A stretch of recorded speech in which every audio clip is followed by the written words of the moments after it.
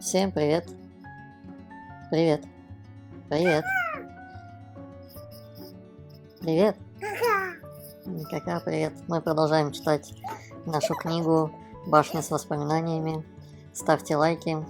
А у нас сегодня глава 18. Сидите дома. Глава 18. Сидите дома.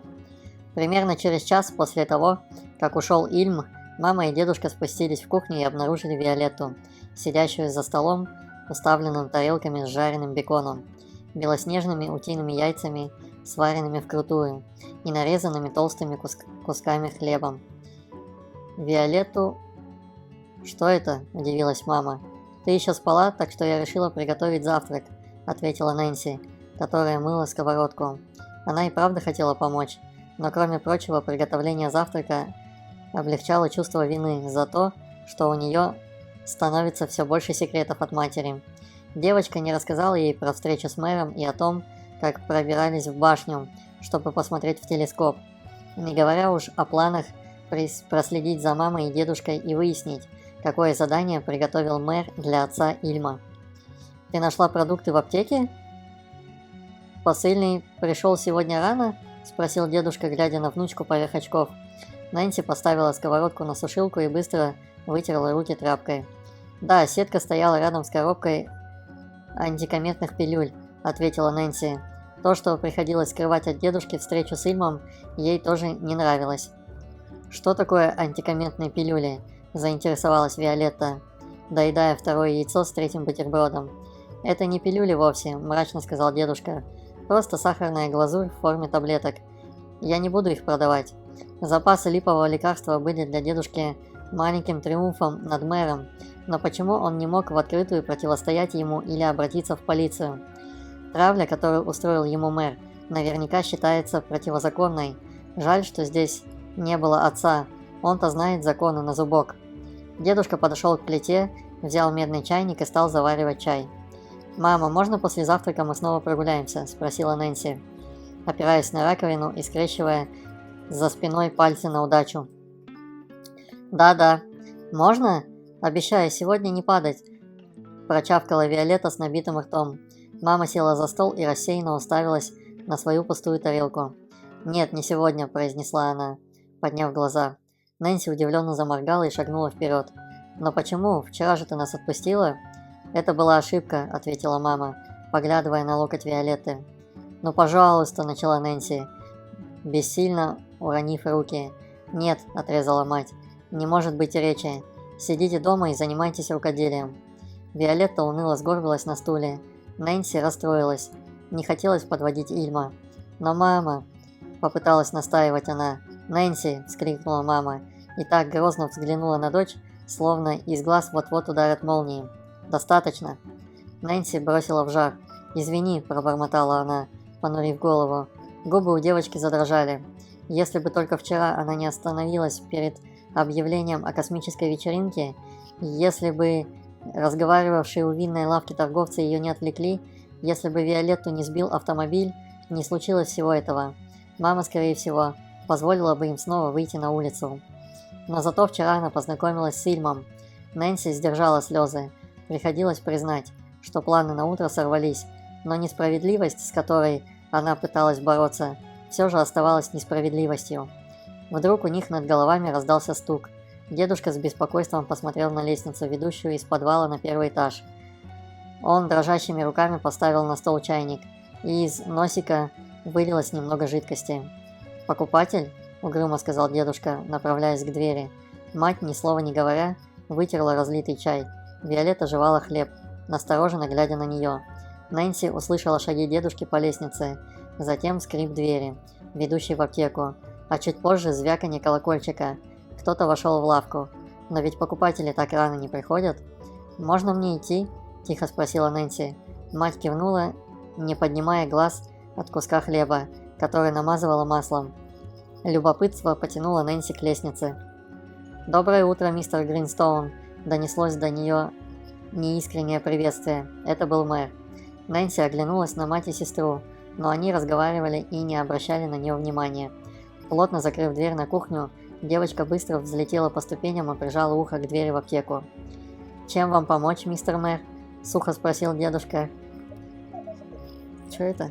О, это новый перелистыватель бумаг. Вот так. Чем вам помочь, мистер мэр? Сухо спросил дедушка. Вы отобрали у меня клиентов и репутацию. Зачем же вы пришли теперь? Что еще вы хотите у меня забрать? Нэнси сильно до боли прижала ухо к двери. Думаю, вы очень хорошо знаете, зачем я пришел. Я хочу того же, чего хотел с самого начала. Понизив голос, процедил неприятный посетитель. Последовало долгое молчание. «Этого вы никогда не получите», – гордо произнес дедушка. Пауза затянулась. Нэнси, замерев, ждала ответа мэра. «Все могло быть совсем иначе», – сказал он. «Ваша дочь?» «Не смейте говорить о моей дочери», – резко ответил аптекарь. «Она получила по заслугам», – вдруг проволчий прорычал мэр. Нэнси приложила ладони к двери. «Мэр говорил о ее матери?» «Я выполняю все условия, перечисленные в вашем письме. Прошу вас, оставьте меня в покое», – взмолился дедушка. «Этого не будет никогда», – отчеканил, словно рубил саблей мэр, особенно в нынешних обстоятельствах. «Не понимаю, что вы имеете в виду», – заволновался аптекарь. «Отлично понимаете, мистер Гринстоун. Я буду держать с вами связь». Раздался топот шагов и звон колокольчика. Мэр ушел. Нэнси услышала, как в замке повернулся ключ. «Откуда он знает, что нужно делать?» – сказал дедушка. «Нужно что-то делать». Девочка дышала в одном ритме с тиканьем напольных часов. Горгулья на перилах наблюдала за ней острыми глазами. Нэнси осторожно постучала в дверь. «Дедушка», – откликнула она, – «у вас все хорошо?» «Нэнси, давно ты там стоишь?» – спросил он отстраненным голосом. «Нет», – соврала девочка. «Хорошо, все в порядке, я сейчас вернусь», – слабо произнес дедушка. Проводя пальцами по полированным перилам, Нэнси поднялась в свою комнату. От слов мэра ноги у нее стали ватными. Мама получила по заслугам, что он имел в виду, и чего он хочет от дедушки, что именно аптекарь отказывается ему отдать. Связано ли это со свертками, которые мама и дедушка носят куда-то по ночам? Она не могла помочь Ильму проследить за ним, но добавила новые факты к тому, что ей известно. Нужно сообщить их другу. Это подсказки к разгадке секретов. Нэнси вошла в комнату и услышала крик мэра с улицы. Первым порывом было броситься к окну, распахнуть занавески и выглянуть наружу. Но если мама настаивала, чтобы их не видели, лучше действовать осторожно. Спрятавшись за шторами, девочка украдкой выглянула на тихую улицу, где увидела сияющий красный автомобиль. Отец Ильма в шоферской фуражке стоял на одном колене и натирал машину.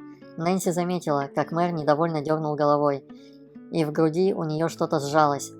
«Когда я выхожу, авто должно быть уже начищено до блеска. Кавендиш, похоже, вы начинаете относиться к работе спустя рукава. Надеюсь, в своей галантерейной лавке вы с женой более внимательны к мелочам.